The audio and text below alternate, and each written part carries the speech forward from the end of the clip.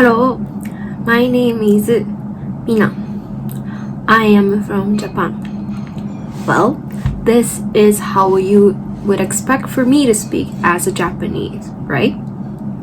I did live in the United States due to my parents' job from age 10 to 15. But I had to work really hard to acquire the English skills that I have today. When I first stepped my foot in the United States, I only knew alphabet up to E. I only knew about 10 words, such as thank you, sorry, my name is, box, about it. I cried almost every single day, not being able to understand a word my classmates or my teachers said. I am still not perfect in English, and I'm still learning every single day, just like everyone here.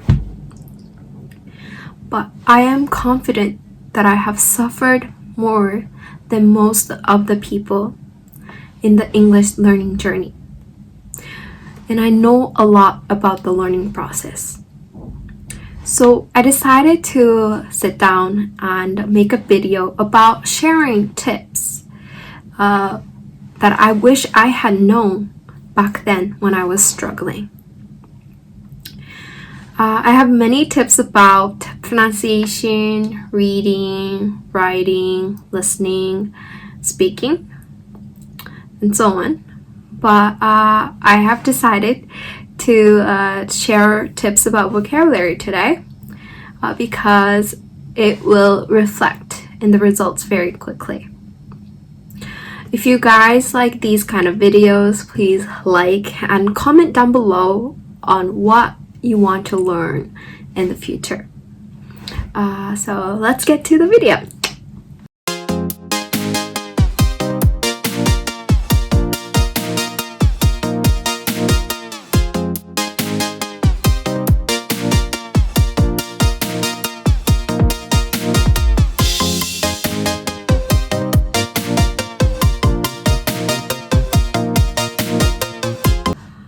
There are 3 things I want to share today.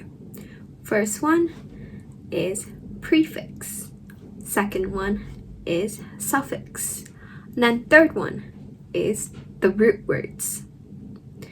Understanding these drastically increased my vocabulary, and it still helps me figure out the meaning of the words when I first encounter them.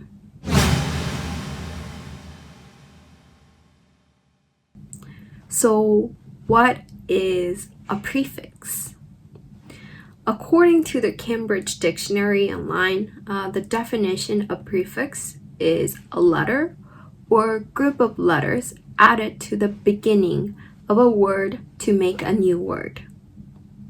For example, let's take a look at the word unhappy. This word can be broken into 2 parts. Un, prefix, un, which means not, and the base word, happy. So the entire word means not happy. Other common prefixes are dis, which means not, and it can be found in disappear. Another is in, which also means not. It can be found in inexpensive, not expensive. Other is re, which means again. It can be used in reuse, recycle, return. Another one is miss, which means wrong. It can be found in misunderstanding. Another one is pre, which means before. The word prefix, which is the term that I just explained, has pre in it. Another one is non, which means not. It can be used in non-fiction or non-fat milk. Other one is D, which means opposite, decrease.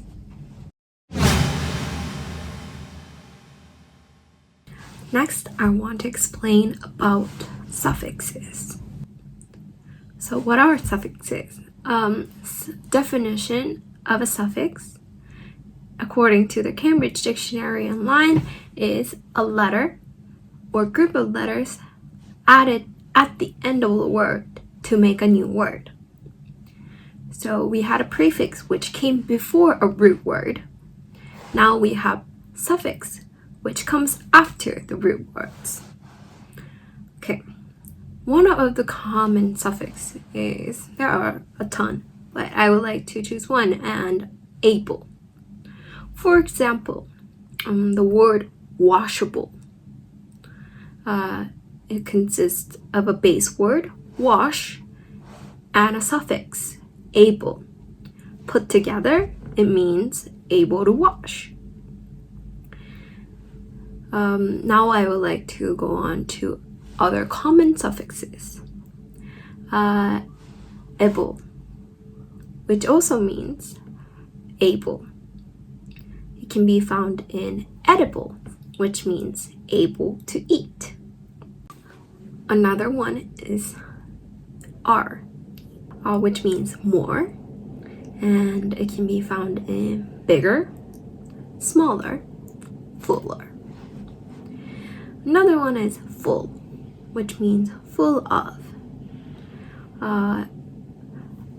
It can be used in thankful. Another one is less, which means without. Cashless. Cashless payment means payment without cash. Another one is meant, which means action or result or resulting state. It can be found in judgment. Another common one is li. It means in a specific manner. So one example is slowly, quietly, beautifully. Okay, so these are the common used suffixes, and in other textbooks, in some textbooks, the followings are also considered as a suffix as well. One is ed, id, past tense verb. It is found in walked. Ing, which is the present tense of verb, can be found in singing, eating, jogging. Other one is s or es, which shows it's a plural form of something. It is used in boxes or notes. These are also considered as suffixes in some textbooks. If you want to learn more suffix or prefixes, you can Google them, search prefix or suffixes, or you could also look at the PDF I have put down in the description box below from teacherscholastic.com. It's not sponsored or anything. I thought it was a really nice list. We used to print these lists of prefix and suffixes and put them in the bathroom wall. So every time I went, I had to see it. So you can check them down below, and maybe you can print one of your own and put it on places that you would like to see on a daily basis. Lastly, I want to share about roots. As we have seen, a lot of the words are in the following structure. 1. Prefix plus a base word. 2. Prefix plus a base word plus a suffix. 3. Base word plus a suffix. Okay. Root word is something that can be used in the place of the base words. So base words are usually English words that can be understood by itself.